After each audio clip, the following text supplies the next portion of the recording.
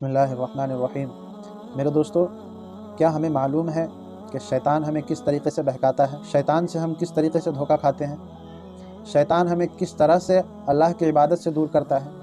جی، آج اس ویڈیو میں اسی چیز کا محاصرہ کریں گے، اور آپ سب اس ویڈیو کو پورا کا پورا دیکھیں، اور شاید کہ اس ویڈیو کی وجہ سے آپ کی زندگی بدل سکتی ہے اگر آپ کوشش کریں گے تو جب ہم نیک کام کرنے کا ارادہ کرتے ہیں تو شیطان ہم سے یہ نہیں کہتا یہ کام کرنا غلط ہے یا یہ کام نہیں کرنا چاہیے۔ مثال کے طور پر اگر ہم نماز آغاز کرنا چاہتے ہیں، نماز اسٹارٹ کرنا چاہتے ہیں اپنی زندگی میں، ہم یہ سوچتے ہیں کہ اب آج سے ہمیں نماز پڑھنی ہے اور پڑھنی ہے، ہر حال میں پوری زندگی ہمیں پڑھنی ہے، ہم تہیہ کرتے ہیں، ارادہ کرتے ہیں، لیکن ہم سے وہ ادا نہیں ہو پاتا، ہم اس کو فالو اپ نہیں کر پاتے ہیں۔ فالو اپ کیوں نہیں کر پاتے ہیں؟ کیونکہ شیطان اپنے دھوکے میں ہمیں لے رہا ہوتا ہے۔ دھوکے میں کیسے لے رہا ہوتا ہے؟ شیطان ہم سے یہ کہتا ہے کہ ارے بھائی، نماز پڑھنی ہے تو آج سے کیوں پڑھو گے؟ آج تو سنڈے ہے، ابھی تو ویکینڈ چل رہا، آج بھر پوری مستی کر لو، جتنے بھی موبائل چھاڑنے ہیں، موبائل دیکھنی ہے، موویز دیکھنی ہے، فلمز دیکھنی ہے، جو بھی دیکھنے آج دیکھ لو، کل منڈے ہے، کل ورکنگ ڈیز ہے، کل سے شروع کرنا، بالکل تہیہ کر لو، ارادہ کر لو بالکل۔ اب شیطان اس طریقے سے ہمارے ساتھ چالیں چلتا ہے، اور ہم اس چال کے شکار بھی ہو جاتے ہیں، اور ہم شیطان سے وہیں ہار جاتے ہیں۔ شیطان ہمیں دھوکہ دے چکا اور ہم اس کی بات میں آ چکے ہیں دوستو، بلکہ اللہ یہ فرما رہے ہیں وَمَا خَلَقْتُ الْجِنَّ وَالْإِنسَ إِلَّا لِيَعْبُدُونِ، کہ میں نے انسان اور جنات کو محض اپنی عبادت کے لیے پیدا کیا، یعنی صرف اور صرف اپنی عبادت کے لیے پیدا فرمایا۔ اس آیت کا یہ مطلب ہوتا ہے، لیکن ہماری حالت کیا ہو گئی ہے؟ بالکل اس کا الٹا ہے۔ ہم یہ سمجھتے ہیں کہ زندگی کا مقصد اور زندگی کے رول ریگولیشنز یہی ہے، بس کمانا، کھانا، پینا، اڑانا، سونا، اٹھنا، بیٹھنا، یہ سمجھتے ہیں۔ بالکل ہرگز نہیں، ایسا بالکل نہیں ہے۔ یہ ساری چیزیں تو اس وقت ہے جب آپ عبادات سے فارغ ہو جائیں، پھر یہ سب کام کرنے کی۔ اللہ نے بعد میں فرمایا، پہلے کہا وَمَا خَلَقْتُ الْجِنَّ وَالْإِنسَ إِلَّا لِيَعْبُدُونِ، میں نے صرف سب کو، انسان اور جنات کو، اپنی عبادت کے لیے پیدا کیا۔ پھر اللہ نے کہا فَانْتَشِرُوا فِي الْأَرْضِ، جاؤ زمین میں پھیل جاؤ، روزی کماؤ، رزق کماؤ، کھاؤ، اپنے اولاد کو، اپنے فیملیز، اپنے پریوار کو کھلاؤ اور سب کو خوشحال رکھو۔ ہم عبادات سے یہ کہتے ہیں کہ ہمیں کام کرنا ہے، بلکہ ہونا تو یہ چاہیے کہ کام سے کہنا چاہیے کہ ہمیں پہلے نماز پڑھنی ہے، ہمیں پہلے عبادات کرنی ہے۔ بہت سارے بھائی ایسے ہیں جو نماز کسی نہ کسی طریقے سے پڑھ لیتے ہیں، جبراً زبردستی پڑھ لیتے ہیں کہ ہاں پڑھنا چاہیے، اتنا تو خوف ہے، ظاہر ہے اتنا خوف ہے مسلمانوں کے اندر۔ کے علاوہ بھی جو عبادات ہیں ان ساری چیزوں سے تو بالکل پرے ہیں، ہمیں تو پتہ بھی نہیں ہے کیا حقیقت ہے، کیا نہیں ہے، کیا چیز کرنی چاہیے، کیا نہیں کرنی چاہیے۔ میرے دوستو، ہم کب سمجھیں گے کہ اللہ نے ہمیں عقل نہیں دیا ہے؟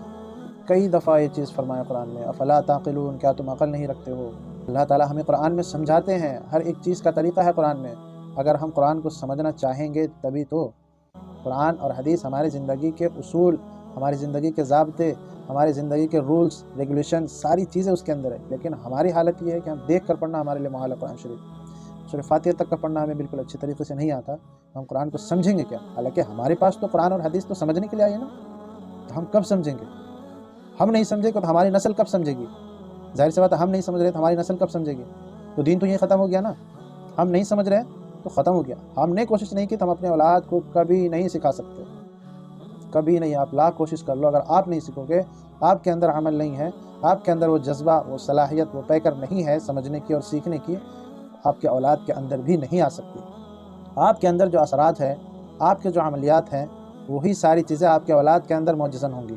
ہمیں یہ سمجھنا چاہیے کہ یہ لائف اسٹائل جو ہمیں ملی ہے، اللہ کی طرف سے ملی ہے، اتنی خوشحالی، اتنی فرحت اور اتنی مسرت کے ساتھ جو ہم اپنی زندگی کو بسر کر رہے ہیں، یہ کہاں سے ملی ہے؟ اللہ کی طرف سے تو ہے، لیکن ہمیں کیا کرنا ہے؟ ہمیں تو اس چیز کو تسلیم نہیں کرنا۔ کیوں بھائی؟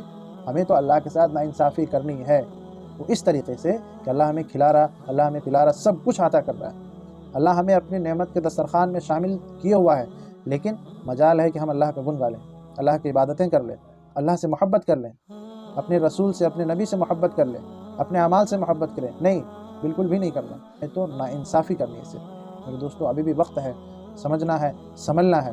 ابھی چونکہ رمضان قریب ہے، بالکل ایک عشرہ ہے، ایک ہفتہ ہے، ابھی تیاری کیجیے، ابھی صرف تیاری کیجیے، اپنے آپ کو تیار کیجیے، اور پھر اس رمضان کا پورا فائدہ اٹھائیے۔ بالکل ابھی سے تھوڑے تھوڑے کر کے، یہ نہیں کہتا ہوں کہ بالکل پورے طریقے سے آپ فیلڈ میں اتر آئیں اور خوب عبادت ہی کرنے لگے، نہیں، ایسا کبھی نہیں ہو پائے گا۔ اگر آپ ایسا چاہتے ہیں کہ ایک ہی دفعہ اتریں گے فیلڈ میں اور ساری عبادتیں یوں کہ یوں کر ڈالیں گے، تو نہیں ہو پائے گا۔ قطرے قطرے ملتے ہیں تو پھر سمندر بنتا ہے۔ ایک عبادت جب آپ ہر روز کرنا شروع کریں گے تو پھر ایک وقت آئے گا کہ انشاءاللہ آپ کی زندگی سنور جائے گی اس اعمال کی وجہ سے۔